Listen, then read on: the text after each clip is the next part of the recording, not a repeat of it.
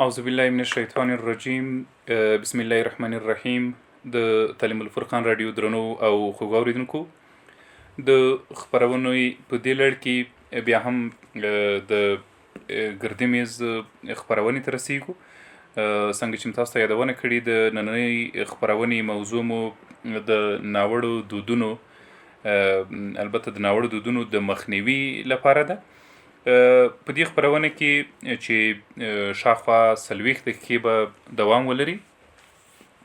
له موږ سره 3 تنه درانه میلمانه دي. د پکتیکا ولایت د امر بالمعروف ریاست متصب مولوي صاحب نورخان زاید، د پکتیکا دروند او فعال قومي مشر راجي صاحب عبدالعزیز، او یو تن فعال ځوان جان محمد مبارز صاحب ده. مولوي صاحب، حاجي صاحب او مبارز صاحب، تاسو درې واړو ته ښه راغلاست وایو. خدای مو راوله، هر کله راسئ. ډېره مننه. مولوي صاحب، پیل له تاسو کوو. په پیل کې د لومړۍ پوښتنې په توګه راته ووایاستئ چې له ناوړه دودونو چې سړی دا کلمه ذهن ته راوړي، هدف له دې څه وي؟ بسم الله الرحمن الرحیم. مننه خیر یوسف کورودان. تاسې د سوال په جواب کې ناوړه دود د رښتیا هغه کلمه ده چې هم یې دغه کارو چې ولس تکلیف سوی ناوړه یې سمون د دوی له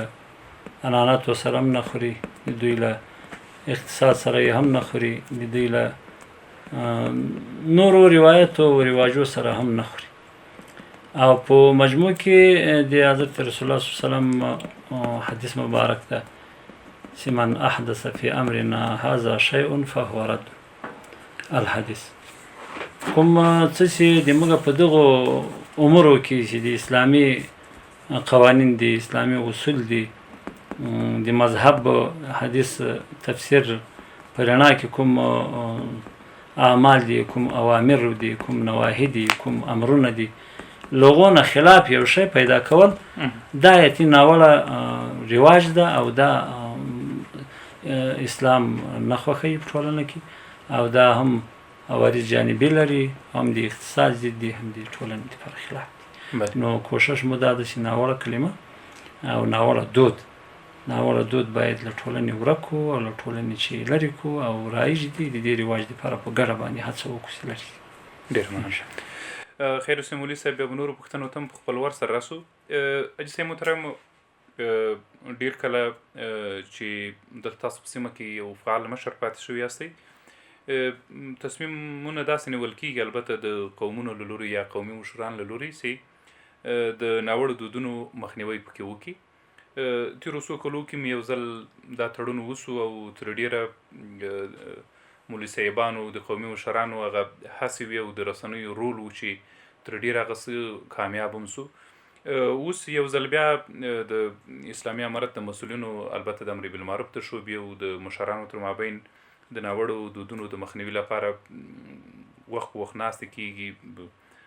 کلیو ته سفرونه کېږي، واز و نصیحت کېږي. د یو قومي مشر په توګه تاسو خپله په دې پروسه کې څومره ښکېل یاستئ او څومره مهم بولئ چې تاسو باید په دې کې برخه واخلئ؟ بسم الله الرحمن الرحیم. محترم مولوي صاحب، په اجازه زه یو څه پکې ور اضافه کوم. بله، مهربانه. او له دې ځای کې ور شروع کوم. د رحمان بابا یو بیت دی چې بیا نه توره پورته شي او نه سر په وینو رنګ شي، باداره دغه جنګ د آخري د وطن جنګ شي، او که زړونه سره یو کړو او لاسونه سره ورکړو، دا کاڼې به لالونه شي او بوټي به لونګ شي. نو دې کې شک نشته. د هغه څه دپاره چې زه به ډېر ځورېدلم او ما به وخت په وخت دغه الله ته سوال کړو، خدای داسې یو وخت وایي چې دغو شیانو مخه نیول شوی وای، هغه اوس خدای جل جلاله هغه څه چې موږ غوښته هغه خدای جل جلاله راکړو. څو ځله په دغه باندې ناستې پاتې شوي دي. موږ خو تقریبا مخکې مولوي صاحب ما ته مجلس کې کیسه کړه چې زه تقریبا د 8-50 کلو، تقریبا 80 کلن، و 80 کاله کې داسې څه کېدل چې ډېر ناروا رواجونه، داسې دودونه به اوس خلکو به ځان لپاره یو افتخار جوړ کړی و چې پلانې خو دغه وکړو، نو راځه ته ماته داسې وکړه. ځکه سپېرې کې به دا شی به بیخي د دغه وړ نه وي سړی داسې وکړي. نو کله چې فعلي فتوحات ترسره شوي او په دغه رابطه باندې د امر بالمعروف او د قومي مشرانو ترمنځ د اصلاحي شورا ترمنځ ناستې پاستې شوي دي تاسو یقین وکړئ د ډېرو شیانو مخه نیوله شوې ده خو خبره دلته دا ده چې کله کله سړی داسې مایوسي پیدا شي چې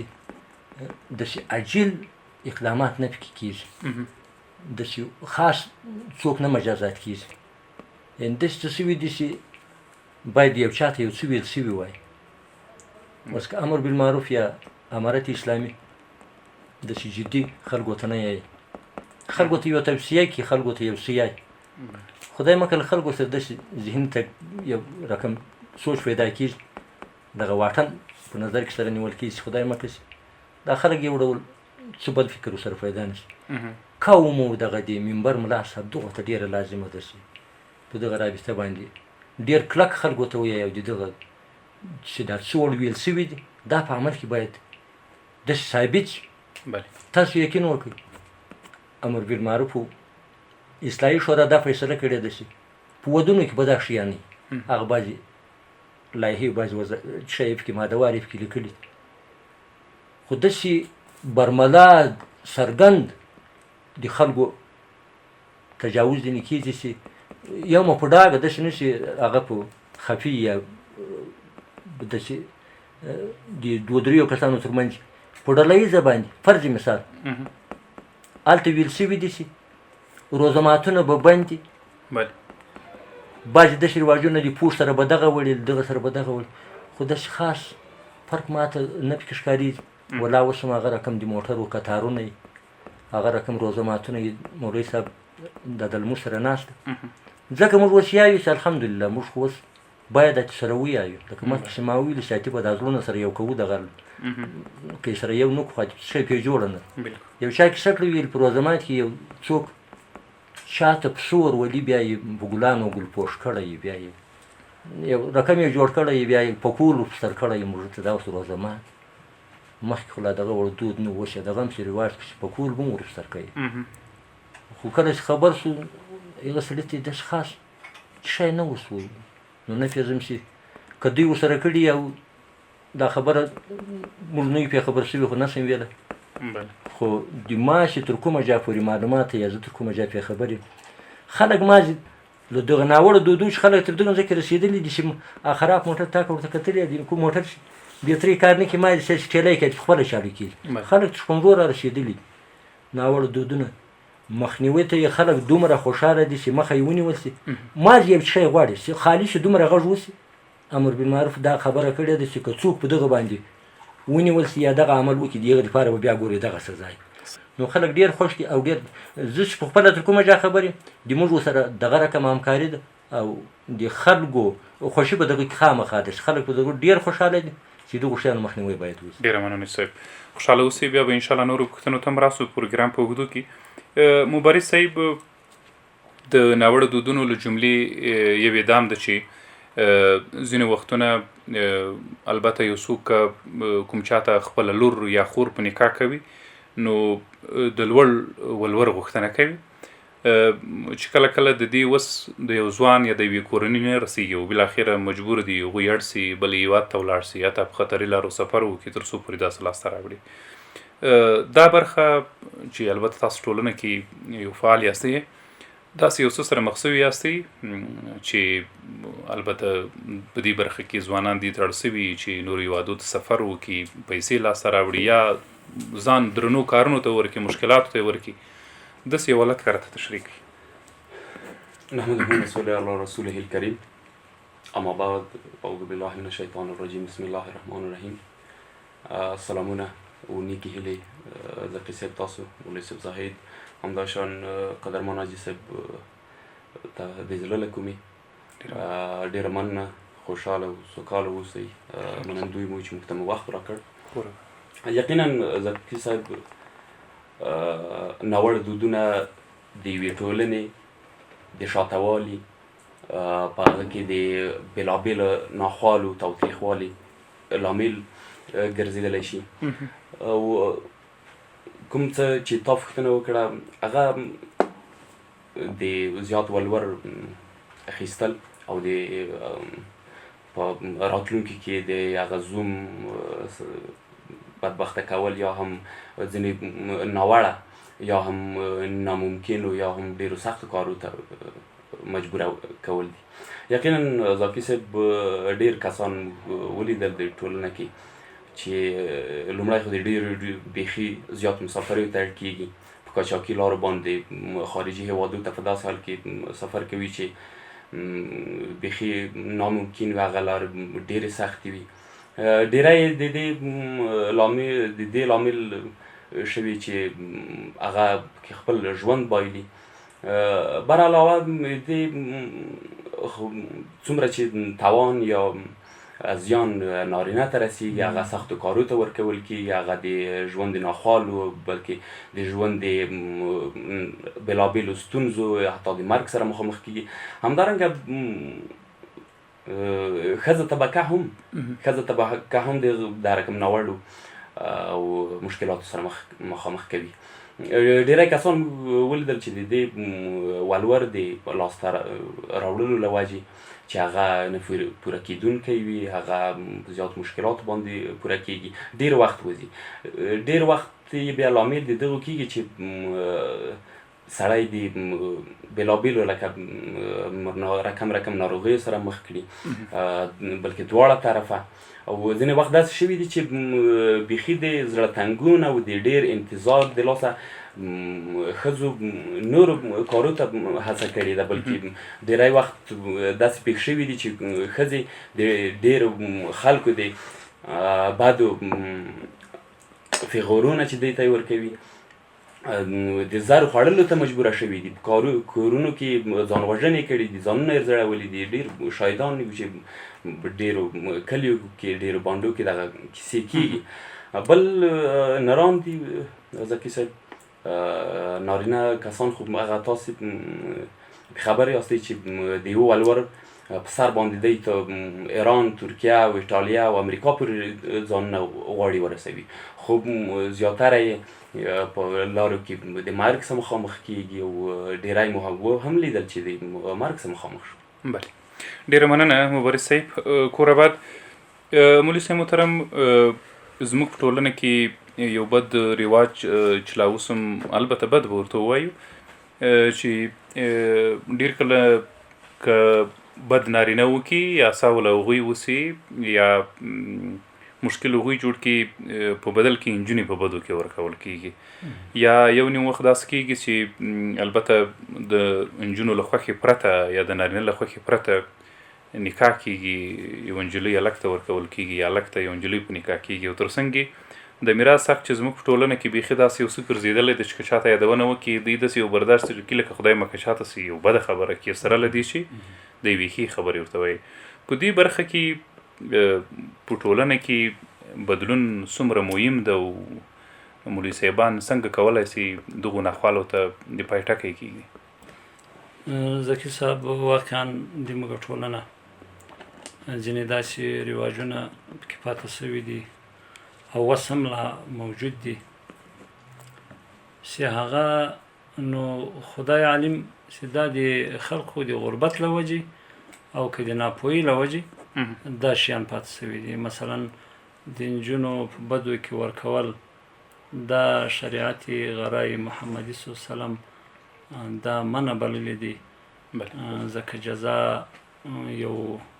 عفیفه پاکه مسلمانه ښځه هغه باید د ورور یا د تره یا د پلار یا د زوی جزا د ځان باندې تېره نه کړي او نه هغه ته جزا ورکړه شي. نو دا به هم کوشش کوو انشاءالله چې دا ذهناً دا ولس په دې جوړ کړو چې دې ناوړه کار او هغه آینده بدې پایلې هم لري. په بدو کې ورکول یا په لانجو داو پریشانیو بدیو کې ورکول دا نو جرم ده او بدې پایلې لري او واقعا دا ولسونه ډېر ځینې تنګ دي او ډېر ځینې تکلیف شوي دي او الحمدلله اوس یې فیصدي صفر ته راغلي. ولسونه لله الحمد پوه دي، علماو هم دعوتونه او تبلیغونه کړي دي، قومي مشرانو بس دا خلک پوه شوي دي انشاءالله. دا کیسه خو انشاءالله صفر ته راکښته شوې ده او داسې نه دي اورېدلي. که احیانا داسې واورېدل چې چېرته د امیرالمؤمنین حفظه الله فرمان هم ده او شرعي امر هم ده، دا تعقیبیږي او دا گرفتاریږي او دا به اصولي شرعي مراجعو ته سپارل کېږي او داسې کارونه بند دي او دا ناوړه دي، دې ته اجازه نشته او الحمدلله فعلا صفر دي نشته. او ورسره د مهر مسله، مهر په شریعت کې واقعا سته، ثابت ده، اما کم اندازه معلومه ده چې کم بله 10 درهمه چې نه وي او زیات اندازه معلومه نه ده. اما داسې یو څه چې دا ولس کې د موږ رواج ده، یو خو مهر ګرانه مهر اخلي د ولور په نامه باندې او دا شریعت د دوی دپاره اجازه نه ورکوي چې دومره زیات ولور و مهر واخیستل شي، ځکه عوامل ډېر ښه نه راوځي. هغه خو یو دومره اقتصاد اجازه نه ورکوي دا ولس ته، او بل دغه ځوانان او نجونې جنکیانې دا هم ډېر وخت پاته یي له نکاح او له واده کولو چې اقتصاد ولس ډېر صفر ده او ډېر کمزوری ده. دومه بده خو لا دا ده چې دا مهر ولور اخلي، هغه یې دا د دوی پلرونه دا یې خوري او یا یې دا مصرفوي، په دا شیانو یې مصرفوي، شریعت هغه ته اجازه نه ورکوي، ځکه دا مهر د هغې ښځې ده او هغه د هغې په ضروریاتو باندې باید ولګېږي. حتی بده خو لا دا پکې جوړه شي چې تقریبا په ګرانه ولور باندې یو ښځه ورکړل شي او کال پې باندې تیر شي، زکات پې لازمیږي، زکات دا ښځه نه ورکوي، دې په لاس کې نه ده، وکیل و ولي و د کور سرپرستي وړي و مصرفوي. که د قرباني موسم پې باندې راشي قرباني نه ورته که، ځکه پیغلې جنکۍ ته څوک قرباني په دا ولس کې نه کوي او حال دا ده چې دا مال د دې ده، نو دا په خپل مال کې شریعت په دې باندې قرباني لازموي. که حج د عمر زیات وي له حوایجو چې خو اضافه ده، لکه نفقه یې په خاوند ده، جامه یې په خاوند ده، ورسره کور یې په خاوند ده، حج پې لازمیږي، حج پې فرضیږي. که دا ووایو هغه خاوند یې مدیون پاته یي، هغه خاوند هم قرضداره پاته شي په دې کې د دې مهر په غاړه کې، نو دا لا بیا ډېره بده ده. د موږ به کوښښ و ان دا یې په ولسونو مو هم دا غږ ده، په علماو، په منبرانو، په خطیبانو، په ځوانانو مو دا غږ ده، په کورنیو مو دا غږ ده، د تاسې له طریقه موږ غږ پې باندې کوو چې باید دا رواج او دا دستور نور ورک کړو، دا نه بجنس ده او دا نه کوم کاروبار ده، خپل حقداره ته مال سپارل دا ډېره ښه ده او په کم مهر باندې چې تر څو پورې د موږ نسل بد اخلاقه نه شي، د موږ ځوانانو نجونې دا په صحیح شرعي محمدي نکاح باندې زر سنبال شي. ډېر زیات مننه مولوي صاحب محترم، خوشحاله اوسئ. حاجي صاحب محترم، دې مسلې ته لږ نور څوم هغه ستاسو د یو قومي مشر په توګه چې فعال پاتې شوي یاستئ د جګ ولور د مخنیوي چې البته څوک یې وانخلي او ترڅنګ دغه یو بد فکر چې اوس ټولنه کې عام شوی دی چې مثلا یو خور ولور د میراث لاکه محرومه پاتې کېږي، د دیني مولوي صاحبانو ترڅنګ د شک نشته چې هغوی د ټولنې باندې خلک دي او د قومي مشرانو په رول هم سترګې نشي پټېدی. په دې برخه کې به ستاسو رول څنګه وي، څومره مو رول ادا کړی ده او که مو یو چاته ویلي داسې څه فکر اوس پیدا کېږي چې لږ تر لږه یو څوک مو خبره واخلي یا یې ومني؟ مخکې مولوي صاحب چې کومه خبره وکړه د هغې نور وضاحت زیات لازم نه بوله، لکه داسې ویلي چې هغه د دغه مخه نوره نیوله شوې ده و پرتې پښې ګرم کوناټې سوه پښتو کې یو متل چا څه وکړه او سزا بیا چاته ورکول کېږي، در حالې کې دغه په دا ناوړه دود و دستور کې خبره ده چې ده بله ورځ د یو چا ترمنځ یو څه مشکل د کوچیانو ترمنځ بیا ما خط ورلیکو، په دا خط کې ولیکل چې بس موږ دغه عام تام اختیار دغه مصلحینو ته ورکړی، که هر چا دا خبره نه ومنله هغه به د خدای د رسول ملامت وي. یو بل شپون ږیری کوچل ته پروت و، هغه ویل نه نه نه داسې ونه لیکي چې خدای رسول به ملامت وي، په چتر ولیکه ترکتل یې شو، دا خلک په خدای په رسول. زه داسې یم چې که امارت اسلامي مسؤلین په دې باندې تاکید وکړي او په دې ټینګار وکړي، یعنې که درته ووایم چې داسې چې ښایي نشته چې د هغه دپاره چې ښایسته چې د هغه دپاره به د حل لاره نه وي او بیا په اوسني حال کې چې په وصل کې هم د یو ناروا او د یو داسې بېکاره دود مخه ونه نیول شي اتې بیا په ژوند هم ودا ونیول شي بل چېرې مجلس کې ما ورته ویل خدای دې ماته دومره ژوند راکړي چې امارت چې زه د ژوندی یم که امارت نه دې بعد چې ولاکه موږ ته ژوند خوند راکوي نو زه داسې یم چې زیات رول دوی پکې لوبولی شي زیات رول موږ پکې لوبولی شي چې په قسم یې بند کې په قسم باندې موږ داسې کار نشته چې موږ یې نه کړو چې هر څه سره یایو ټول په درواغو سره یایو خو خلک اوس دې ته سره رسېدلي دي لکه مخکې چې ما درته ویل چې ما دې وټېده ما دې اشاره غواړي په پېلي حال کې چې اسلامي امارت وغواړي هغه څه چې هغه موږ یایو چې کشکې دا شی وایي د کشکې ځای دلته اوس ولاک کې پاتې چې موږ یایو چې کشکې دا یې وایي چې خو دغه ځای نه وای اوس یو شی هم نشته الحمدلله چې څه څوک وغواړي ناروا په چا باندې نه کړي ناروا خبره چا نه کړي زه خپله اوس د یو داسې اولادونه چې څلورو پنځه اولاده به لرم نو د یوه دپاره خپله له ما سره دا فکر پیدا کېږي چې هغه مخکې ولورونه 15 لکه افغانۍ 10 لکه 6 لکه کلدار حتی تر دې کې دا سره ورسوله خو ذاتي خو یو تلیفون یې ولګېږي دومره مې در حواله کړې د حوالې نمبر د 214 اتې در وباسه دلته پاتې موږ ویل چې خدای د دغو کار خو جوړ موږ به څه کړو خو کله چې فتوحات وشو خلک ډېر خوشحاله یعنې بیا درته یم چې که اسلامي امارت وغواړي او لږ یې ټینګه کړي او قوم هم په دغه باندې مجبوره کړي و مهمه مسله ښه نتیجه ورکړي البته دا د اجسای محترم چې ډېر کله دې شک نشته چې د اسلامي امارت د مسؤلینو خصوصا د امر بالمعروف یا نورو شعبو هغه تاثیر و اغېزه به زیاته وي خو که زه ته او ځوانان او مشران لاس ورنکو فکر کوم د دوی لپاره به هم دا ستونزمنه وي یعنې هر څوک په خپله برخه کې لږ تر لږه باید همکار پاتې سو پښتو کې یو بل متل دی اسلامنګي نر سره نه بوی دی نه دی نر کچوره دغه هم یو خبره ده دې کې شک نشته د خلکو محبوبیت تر دې ځکه ده چې خالي د دوی لخوا یو غږ خلک یې هم دا غږ ته دومره په لبیک تیار ولاړ دي یعنې زه څه درته یم چې غږ وشي چې نن په فلاني ځای کې د علماو یا د امر بالمعروف لخوا یوه خبره سوې یعنې ته یقین وکړه کله چې جوماتو ته زه خو ډېر وخت بازار کې یم سهار و ماخوستن جومات ته ورځم کله چې زه هلته پرچې ووینم یعنې دا ټول خلک ځان خبروي څه شی دی څه ویلي دي څه شی به وکړو ولې دا شوي دي ولې دا کېږي بله ورځ یو پرچې راغلی و چې دا د عیسایي په رابطه باندې د استخباراتو ریاست غوښتنه کړې وه چې باید دغه یو څه معلومات دوی بیا ویل امر بالمعروف پرچې څوک نو راغلی یا نه دي راغلي ولا په جوماتو کې فرق ده په لمانځو کې فرق ده په ډېرو شیانو کې فرق راغلی د خلکو امانګي د خلکو یم ماته چې تر کومه معلومه ده تر دې ذاته زیات وخت زه د خلکو باندې غږ کړم چې له دې نه زیات خو اتې زه هم ناشکري به وي د دغه نعمت شکر که ادا نه کړو خدای دې دغه نعمت راشي وانخ اوسنی نظام یعنې په تمام معنا که درته ویم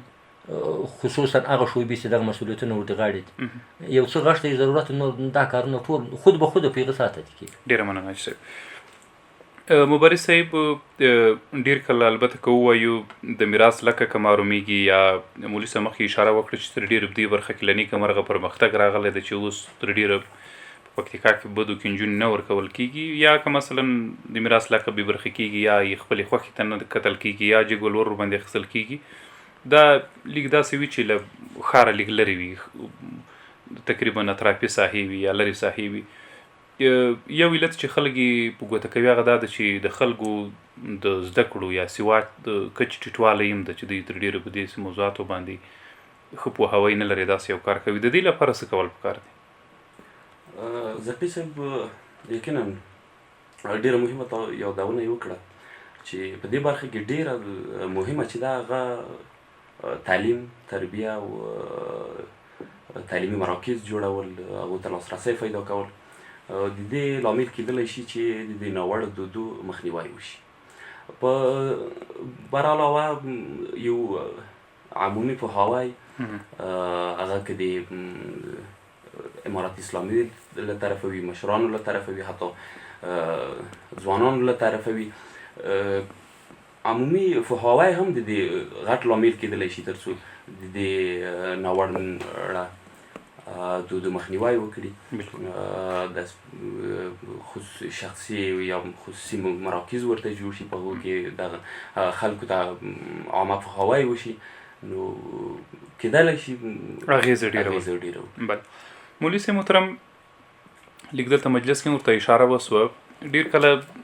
عموما دغه زموږ تاسو ټولنې لپاره د خلکو یو برداشت دا وي چې ډیر کارونه که یو چاته د واز او نصیحت له لارې کېږي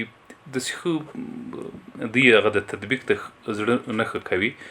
د دې مجلس هم ځینې نظریات همداسې وو. په عموم کې هم کله کله چې ټولنې سره مخ کېږي هغوی وایي چې په ځینو موضوعاتو کې لږ له جدیت هم باید کار واخیستل سي، خو ممکن دا د خلکو نظر وي او تر ډیره داسې هم نه وي چې 100% دي مثلا هغه ښه پایله ولري. که مثلا د اسلامي امارت د مسؤلو ادارو له لوري ځینو خلکو سره چې البته هغوی په دا ډول ناوړه دودونو کې پایښت کوي یا یې نه مني سره له دې چې ورته بار بار ویل کېږي، که ځینې جدي اقدامات وسي په اصطلاح هغوی نغدي جریمه سي یا ورته ځینې نورې سزاوې ورکړل سي، مولوي صاحب محترم ستا په نظر دا څه به یو پایله نتیجه ورنکړي؟ ډېر ښه ذکي صاحب، واقعا دغه زموږ په ټولنه کې ډېره کیسه په دغه جدیت باندې خلک ډېر باور لري چې دا جدیت او دا رانیول او دا کشول په دغو باندې ډېر جدیت لري. اما د شریعت ډېر ښې لارې دي او په دا ولسونو کې هم تر ډېره حده د نصیحتونه او یو چاته جرګه لیږل او یا یو چا سره سلامیزه، ځکه چې دغه ولسونه ډېر په دې باندې باور دي چې یو چا تر مابین منځګړتوب وسي، نو هغه خو جدیت نه ده، هغه خو د دوی دواړو زړه راخپلول دي او یو داسې لار ورته ښودل دي چې دوی په لار ولاړ شي او ستونزه حل شي. زموږ د امر بالمعروف په وزارت له طریقه ډېر داسې اصول شته چې هغه په تدریج باندې دي. اولنی اصل دا ده چې تقریبا هغه جرم ته په کتو سره هغه مجرم ته هغه د ده ناوړه کار چې شریعت کې ورته منکر وایي دا باید وروپېژنو. موږ په دې عالم کو په دې پوه کړو چې دغه کوم عمل باندې ته اخته یې دا جرم ده، له شریعت هم دا مشکل لري او دا تاوان لري او له عرف او رواج او د مال او د ټولو چې د ټولنې په تاوان هم ده. کله چې هغه په دې پوه شي دا جرم ده، لږه بعد یې که بیا هم دا تکرار کړي او بیا هم دا ناوړه کار که راغوښتلی دي او ورسره تهدیدات هم شته او ځینې تعزیري خبرو ته تاسې اشاره وکړه چې که په مال باندې دوی جریمه ولګېږي او په دوی باندې یو تعزیر د مال ولګېږي، ځینې تعزیرات چې هغه شریعت روا کړي دي نو بالمال مال باندې هم ورکول کېږي. مثال په ډول باندې په دغه کورو کې په ګډه باندې یا په اصطلاح د باجه غږوي یا ډول وږي یا مثلا هغه ته مختلط خلق رقص کوي، هغوی کې بیا مادوار او په شریعت کې هم دا شته چې هغه مالی باید ضبط شي. هغه آله چې خاص فساد ځینې جوړېږي او خاص د فساد دپاره کارېږي، د دې دپاره په شریعت کې تهلیک بالمال یا د دغه مال هلاکول ده ته تعزیرا ده، دا شیان شته. اما ځینې داسې کارونه دي چې هغه جرم ته په کتو سره بیا مال تعزیر شریعت اجازه نه ورکوي. نو موږ انشاءالله په دې کار کې ډېر پیشرفت کړی، ډېر پرمختګ هم کړی ده الحمدلله. لوی پیشرفت هم د دپې دپاره د ناوړه رواجو دا ده چې په ټولو کلیو کې موږ 2 کسان د کلي په خوښه باندې انتخاب کړي دي. که هر څه ناوړه دود پیښیږي او هغه کله ځینې خبر شي او مشران یې موږ ته احوال راکړي، هغه به انشاءالله څوک داسې پیدا نه شي چې هغه رسیدګي موږ نه ده ورته کړې. 24 ساعته د موږ وظیفه ده، 24 ساعته رخصتي نه لرو، په جمعه یې نه لرو، د شپې یې نه لرو، د ورځې یې نه لرو. نو موږ پاته یو ارګان هم دومره جدي دومره مسؤلیت نه لري. نو د دې هکله باندې چې دا کارونه چې که شپې پیښیږي که د ورځې پیښیږي او موږ ځینې خبراوي پیدا کړو، هغه سایې ته او هغه منطقې ته ځان رسوو چې تر څو پورې مشکل رفع کړو. ډېره مننه. نو داسې موږ انشاءالله خیر اوسې مولوي صاحب. اجسې محترم ډېر کله د پکتیکا په شان ټولنه کې که ورته ووایو موږ چې څومره مطالعه لرو یا ستاسو په شان مشرانو مولوي صاحبانو نه مو اورېدلي دي، ډېر داسې لوی لوی مشکلات وي یا ډېر لوی لوی ناوړه کارونه وي، خو قومونه یو ځای سوي وي او د هغوی لپاره یو حد ټاکلی وي، بالاخره هغوی ته د حل لاره لټېدلې وي. یا که په اصطلاح باندې ووایو د کلونو بدي وي چې البته وزن یې سره سوي مثلا نور شیونه سره سوي قومي مشران یو ډول رول ادا کړي منځګړیتوب وکړي او هغې ستونزې ته د حل لاره ولټوي. که داسې یو قومي تړون چې ما مخکې یادونه وکړه چې 15 کاله مخکې اصلاحي شورا د ناوړه دودونو د مخنیوي لپاره یو ډېر ښه کار وکړو، ښه حرکت وسو، خو بالاخره د څه وخت له تېرېدو وروسته بېرته مات سو، داسې ښه نتیجه یې ورنه کړه. خپله قومي مشران ستاسو په شان باندې البته چې نورو برخو کې هم د سره مشران کار کوي، ستاسو ژمنتیا او ستاسو رول چې البته په دې برخه کې په رښتینې توګه یې ادا کوي څومره مهم ده، او که بیا هم قومي تړونونه کېږي او بیا ماتېږي ته وایي چې دا شی یو ډول لکه تکراري غوندې چې راسي بیا به یې اغېزه نه کمېږي؟ ما مخکې درته وویل زه د 10 ثانیې تقریبا ما مخکې ځان معرفي کړو چې د شپېتو کلونو هغه وخت او دا اوس وخت دومره فرق سره لري، دی هم ډېر فرق دی. یعنې زه د 10 ثانیې شاید حال یم چې د تنظیمو وختونو هغه وخت کې په خپل طبیعت باندې بیا سره غوښت سبا د روزه یې بله ورځ د اختر اختر او روزه نیول او یاد کول دا ټول خلکو د خپلې خوښې دپاره سره جوړ کړي. 16 کاله مخکې او اوس دا ډېر فرق سره لري. 16 کاله مخکې به یو تړون وسو، په هغه به موافقه وسو، ټولو خلکو به ګډون پکې وکړو، خو یو شمېر خلکو به چې هغه به ځان د چا په اصطلاح چې خلک راوي هغه به ویل او د ما خور ولور به بیا په دغه ورکولی کېږي. 2-3 نفره بیا نور د ځان ملګري کړه چې بیا ځان ته یې ورلوټه به ډېر ښه و چې له ما سره په دې کې مشوره نه شوې. د هغو شیانو خو اوس یو شی هم نشته. هغې ځکه ته اوس هغه چا ته دغه موقع نه ده پیدا چې هغه بیا سرغړونه وکړي، ځکه دلته خو زموږ سره له شا بل څوک شته که یقینا قوم وکړي، یقینا دا خلک وغواړي، ځکه چې له شا د موږ پشتیباني په دغه رقم څه څوک مخالفت نشي کړی. موږ د هغه څه مخه نیسو چې هغه ناوړه دود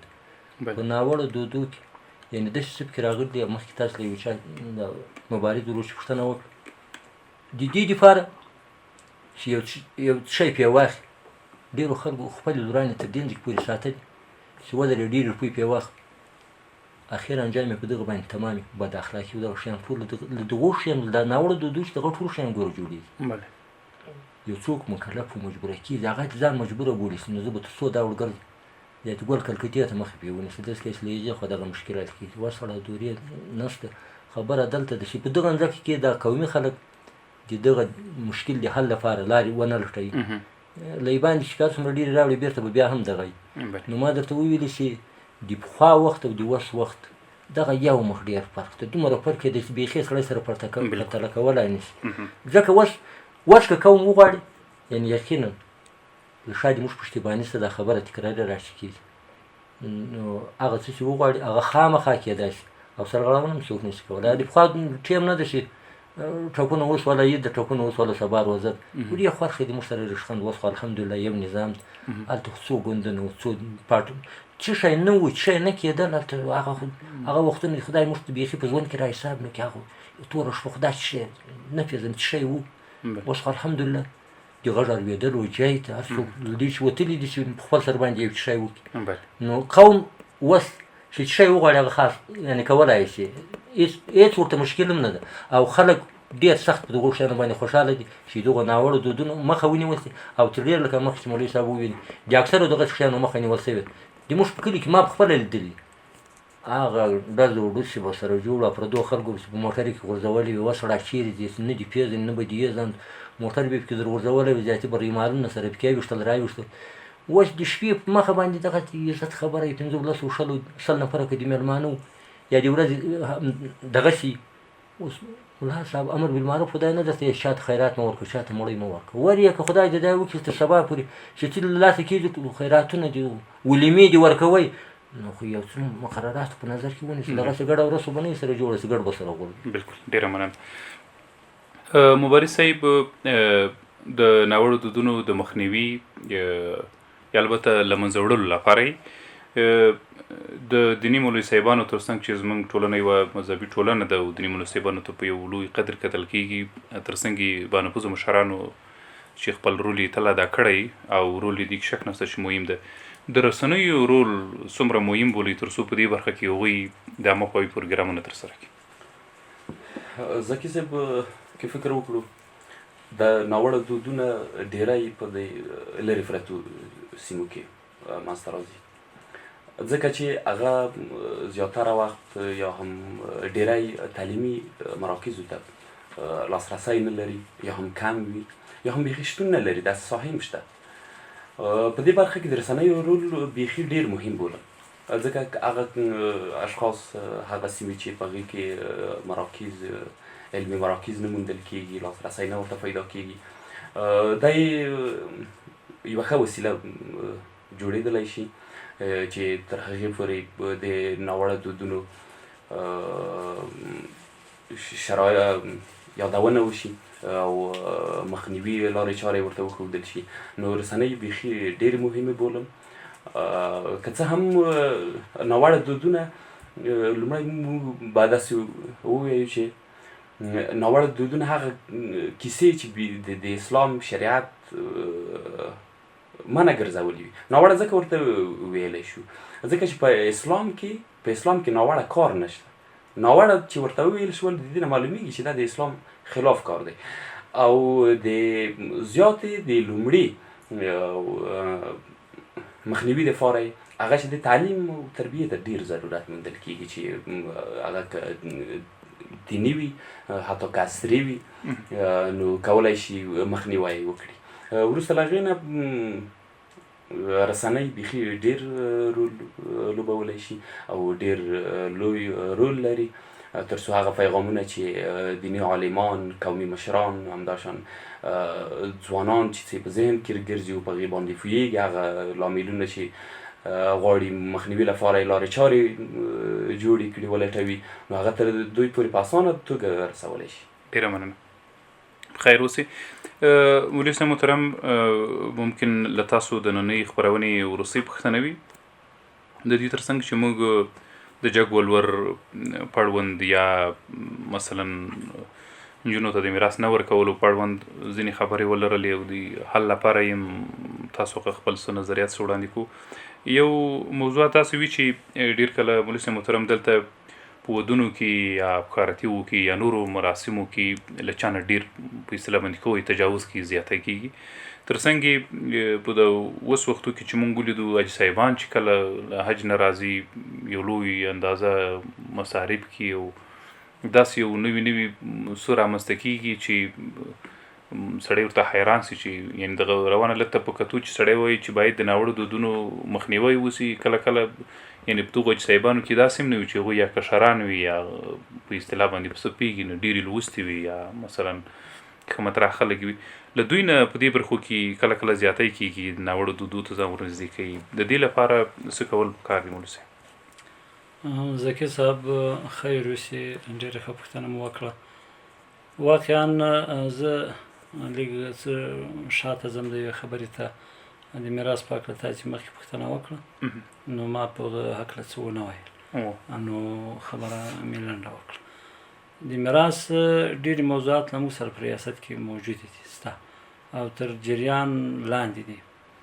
اما د خلکو دا فکر داسې جوړ شوی ده او سره له دې چې د میراث حقوق د ښځو یعنې په نامه د ښځو باندې صورت خدای تعالی نازل کړی دی، صورت النساء یې بولي او موارثو میراثو حقوق یې هلته په د هرې مور مثلا د مور په نامو باندې، د خور په نامو، د لور په نامو، د عمې په نامو، دا په خپل درجه یا د میرمن په نامو باندې دا په خپله درجه کې حق لري. شریعت حق ورکړی ده، اما ولسونه یې یو په بل دلیل نیسي چې پلانکي دا حق نه ده ورکړی نو په ما باندې دا جبر ده، ظلم ده. او در حالی چې د خدای شرعه چې له یوه ایته چې سړی انکار کوي یا سرغړونه که نو د ټول قرآن کریم دغه معنا لري. په دې هکله کار روان دی، انشاءالله د خلکو په ذهنن به یې جوړوو او انشاءالله دې ته به آماده وي. او ورسره د تشریفاتو لکه د حج مراسم یا د نتایج اعلانېږي، پایلې اعلانېږي په مکاتبو کې، په مدارسو کې فراغتونه یې یا دغسې نورو د خوشحالي او د خوښي مراسم یې په دې کې د موږ له مقرراتو چې باید بزر ته ونه رسېږي، هغه یو څوک مال داسې بېجایه مصرف نه کړي، ځکه دا د مال کې د یو مسلمان چې له حاجته اضافه ده د نورو غریبانو حق ده پکې. باید چې د شیطان علیه لعنت په لار چې هغه مبذرین خدای تعالی ورته ویلي بې جایه لکه پټاکۍ ویستل او بې جایه مثلا ځینې داسې تشریفات چې هغه د غریبانو حق په آبادانو باندې مصرفیږي او یا ځینې داسې مړیګانو ته بلل یا داسې مراسم جوړول چې هغه د غریبانو حق باید غریبان ورته وبلل شي، ګاونډیان یتیمان یې غریب یې بېوزله او بادان یې وخوري. دا هم شریعت په دې کې د دې ولیمې د دې مړۍ اجابت نه ده لازم، ځکه غریبان نه دي ورته بلل شوي، د غریبانو حق په پورې تړلی. نو داسې باید ونیسي او موږ هم په دې کار انشاءالله روان ده. ځینې مقررات یې موږ شته، تشریفات به نه وي، ساده تر څو پورې په بازار کې رانشي، په بې ځایه اسراف کې رانشي. په دې باندې انشاءالله د موږ ډېر جدي کار روان ده او نور به هم انشاءالله پرې باندې مصروف. ډېره مننه. خیر اوسې مولوي محترم. حاجي صاحب له تا هم شاید د نننۍ خپرونې وروستۍ پوښتنه وي. مخکې مو له مبارز صاحب نه په دې اړه پوښتنه ولرله. رسنۍ خصوصا سیمه ییزې یا محلي راډیوګانې چې تقریبا هغه د هر چا تر کوره یې غږ رسېږي. اوس مثلا که د دې میز یادونه وکړو، مثلا که مولوي صاحب یو مسجد کې تقریر وکړي شاید 100 یا 500 کسان یې واوري، خو ممکن دلته په زرګونو په لکونو خلک یې واوري. ستا خبره د مبارز صاحب خبره په مجموع کې د هر پروګرام لپاره د رسنیو خصوصا سیمه ییزو راډیوګانو رول څومره اغېزناک بولي تر څو د ناوړه دودونو په مخنیوي کې هغوی خپل رول ادا کړي؟ دې کې شک نشته. ځکه صاحب تاسو خپله ورته وګورئ، سترګو لیدلی حل او خبره دا ډېر فرق سره لري. په تلویزیون باندې چې کله موږ د بغلان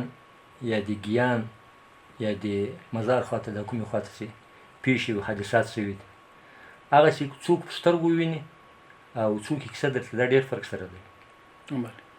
رسنۍ په فعلي حال کې رسنۍ هغه یوه ذریعه ده. تاسو یقین وکړئ چې کله کله په راډیو کې کومه خبره کېږي یا یو عالم یو مسله کې، خبره د موږ په کلي کې یو سپین ږیری دی، سپین ږیری نه د پاخه عمر سړی دی. هغه ویلي ما پرون راډیو نیولې او په راډیو کې یې مولوي صاحب وویلي چې مور و پلار سره سخته ډېر پام کوي، ګورې دغو سره سخته ډېر پام وکړه. بیا یې وویلي چې په دغه ازار کې د مور تر ازار د پلار ازار ډېر بد دی. یې تشریح داسې ورکړه ویلي چې مور له زړه چې اولاد ته ازار نه کړي او پلار چې کله خفه شي، پلار چې له اولاده خفه شي، د هغه یې هغه ازار، هغه بدخوا، هغه بدوا، هغه چې ورته کړي، هغه یې د زړه چې ورته کړي. نو تاسو ډېر کوښښ یې وکړئ د پلار له بدوا چې ځان وساتئ. دې کې شک نشته. رسنۍ او په فعلي حال کې رسنۍ او په فعلي وضعیت کې علما هغه څه کولی شي چې صرف تر ما پورې نه کورونو کې راډیوګانې نیول کېږي، زنانه وي یا وي، یو څوک یو خور به له دې چې څه خبره شي چې د ما حق شته، ځکه هغه په دا ټولنه کې لوی شوی دی چې هغه بیخي په دې نه پوهېږي چې هسې مې واده کړم، په سر مې ولور واخله، سبا دپاره که درته راغله یو کمیس ومیس ورکړي، دا خو سرواره راغلی او دې ته حساب بیا نشته چې په سرواره نه ده راغلی، دغه سمک در سره پاته ده. نو که یو دغه رسنۍ او دغه علمای او په دا فعلي حال کې رسنۍ خورا ښه رول کې لوبولی شي او ډېره ښه ذریعه ده. په دا فعلي حال کې د علماو دپاره ډېر سخت مناسب وخت باید د همیشه دپاره له رسنیو چې خپل غږ ولسونو ته ورسوي. ډېره زیاته مننه چې محترم خوشحاله اوسئ. مبارز صاحب له تا هم وروستۍ پوښتنه لرو، البته د نن خپرونې وروستۍ پوښتنه به وي د ګردي میز. مخکې حاجي صاحب او مولوي صاحب ورته اشاره وکړه، حالات هم داسې دي چې اوس تقریبا زمینه سازي شوې ده، یعنې چاپریال دې ته آماده ده چې که یو څوک مولوي صاحب یو چاته ووایي، قومي مشر یو چاته ووایي، ډېر کله هغه د مخالفت ټکی یا په اصطلاح باندې د یو چا فکر ته د بغاوت خبره ورتګ، دا شی له ذهنه اوس وتی ده. اوس څومره مهمه ده مثلا تاسو ځوانان، قومي مشران، مولوي صاحبان لاس سره یو کړي تر څو پورې د دوی د یو ګډ کار او یو ګډ فکر په نتیجه کې ناوړه دودونو له منځه تللي وي؟ زکي صاحب تا یادونه وکړه چې په اوس مهال کې زه فکر کوم چې بیخي ډېره بېحده مهمه ده، ځکه که ټولنې ته وګورو او نړۍ ته وګورو، دا یو لوی علت د ټولنې د شاته پاتې والي یا هم مشکلاتو همدغه ناوړه دودونه دي. یو لامل دی چې دغه ځای ته د ځای کې پاتې کړي یا یې رارسولي وو، مخ ته تګ ته مو نه پرېږدي. نو ډېره مهمه بولم تر څو هر څوک هغه ځوان وي که امارت اسلامي وي او قومي مشران وي باید خپل هڅه باید مکمله وکړي تر څو د دې ناوړه دودو مخنیوی وشي او یو لوی افغانستان، یو پرمختللی افغانستان، یو سوکاله آرامه افغانستان او پرمختللی افغانستان ولرو. په ټولنه کې مو دغه مشکلات کم شي نه زیات. ډېره زیاته مننه. خوشحاله اوسئ. د تعلیم الفرقان راډیو درنو او خوږو اورېدونکو، زمونږ دغه نننۍ خپرونه هم پای ته رسیږي. په دې خپرونه کې موږ سره 3 درانه مشران، د پکتیکا ولایت د امر بالمعروف ریاست منتصب مولوي صاحب نورخان زاهد، د خرنې فعال قومي مشر حاجي صاحب عبدالعزیز او فعال ځوان جان محمد مبارز صاحب وو. له تاسو 3 وړو ډېره زیاته مننه کوو. کور ما بعد چې راغلی او موږ ته مو وخت راکړو. خیر. مننه کول تاسو هم زکه صاحب چې موږ ته وخت راکړو، تاسو د طریقې موږ غوږ سوال ویل. خیر. ډېره مننه. درنو اورېدونکو، په دې سره د خپرونه پای ته رسیږي. تر یوې بلې خپرونې چې ستاسو درانه خدمت ته حاضرېږو. تاسو ټول په لوی بخښونکي خدای سپارو. د الله په امان.